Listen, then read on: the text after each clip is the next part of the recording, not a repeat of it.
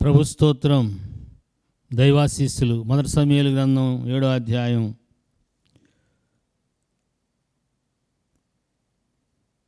13వ వాక్యం.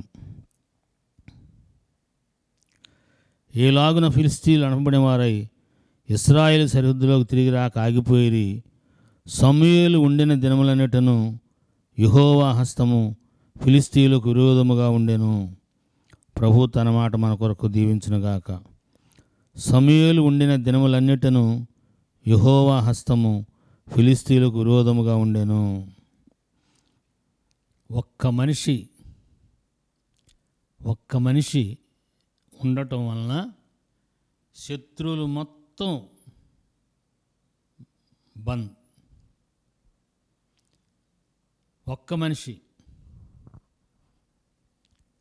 ఇలాంటి విశ్వాస సంబంధమైన ఒక్క దైవజనుడు మన కుటుంబాల్లో, మన మందిరంలో, మన సహవాసంలో ఒక్కడండి శత్రువుని అల్లాడించడానికి, శత్రువుని ఆపటానికి ఒక్క వ్యక్తి చాలండి. నేను వచ్చే దినాల్లో విశ్వాసం కనుగొందున భూమి మీద అని ప్రభువారు బాధపడ్డారు. సిలువ మరణానికి వెళ్ళకముందు ఈ మాట చెప్పారు. చూడండి, ఎన్నో పిచ్చి పిచ్చి మాటలు వస్తూ ఉన్నాయి. ఎవరు వాక్య జ్ఞానం లేని వాళ్ళు చాలామంది, ఒక ఆయన డిసెంబర్ 25న ప్రభువారు వస్తున్నాడు, జలప్రళయంతో మొత్తం భూమిని ముంచేస్తున్నాడు, అందుకని ఓడలు తయారు చేయమన్నాడని చేస్తున్నాడంట. అది లేఖన సత్యమా? ఆదికాండం 9వ అధ్యాయంలో ప్రభువారు ఏం చెప్పాడు? మరలా భూమిని నశింపజేయటానికి ఏలాగున నీళ్లతో జలప్రళయం రప్పించి ముంచేయనా అన్నాడు. మరి ఈయనకి అది దేవుడు చెప్పాడని చెబుతుంటే కొంతమంది డబ్బులు కూడా పంపిస్తున్నారు, మేము కూడా వస్తామని రెడీ అవుతున్నారు.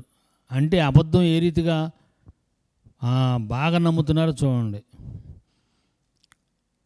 అబద్ధాలు చెప్పేవాళ్ళని నమ్ముతున్నాం. పచ్చి అబద్ధాలని ధారాళంగా, ఆయన పుట్టకముందు విషయాలు కూడా నేనే సృష్టించిన వాటిని, అసలు నేనే వాటన్నిటినీ, ఇప్పుడు నేను వాక్యం ఒకవేళ బాగా చెబుతాను అనుకోండి, అసలు అతనికి వాక్యం నేర్పింది నేనేను.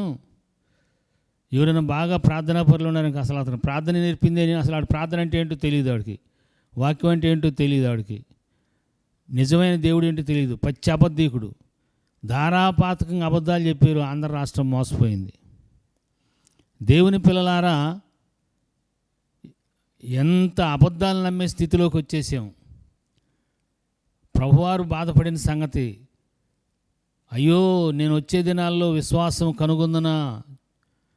అపవాది ప్రభువునందు విశ్వాసం ఉంచకుండా రకరకాలుగా అబద్ధాలు ప్రచారం చేస్తున్నాడు.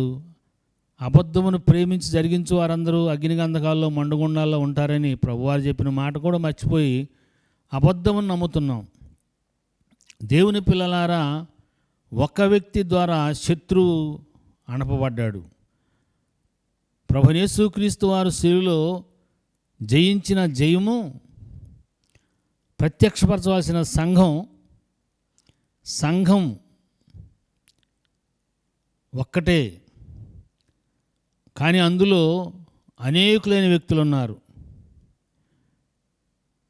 ఈ ఐక్యత కలిగిన ఒకే వ్యక్తిత్వంతో సమానంగా ఉన్న అనేక మంది వ్యక్తుల సమూహమైన సంఘం, యేసయ్య రక్తంలో కడగబడిన సంఘం ఒక్కటి చాలు శత్రువుని నడపటానికి, శత్రువుని ఆపేయటానికి.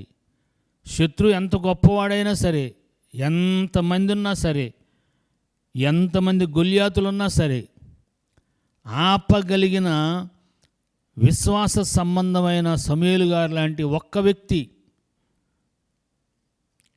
చూసారా, చీకట్లు వస్తున్నాయి, మనుషులకు చీకట్లు పడుతున్నాయి, సంఘంలో చీకట్లు, ప్రార్థనకు వచ్చేవాళ్ళకి చీకట్లు పడుతున్నాయి. ఇవన్నీ మనం చెప్తున్నామంటే ఆ సంఘ కాపరి సమూయేలు గారికి ఉన్న అనుభవంలో ఏమీ లేదని అర్థం.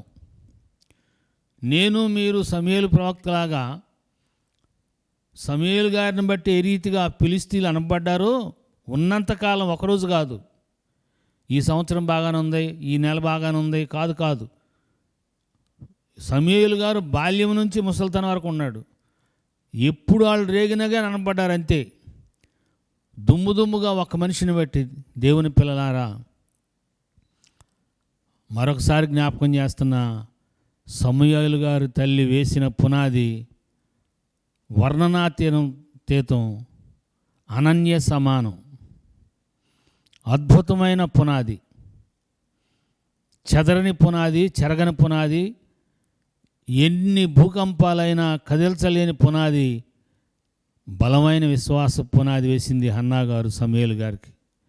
స్తోత్రం. ఒక్కడు శత్రువుల మొత్తాన్ని ఆపగలిగాడు. అట్టి అభిషేకం మన మీదకి, మన పిల్లల మీదకి ఆత్మదేవుడు ప్రభువారి మహిమ కొరకు అనుగ్రహించును గాక.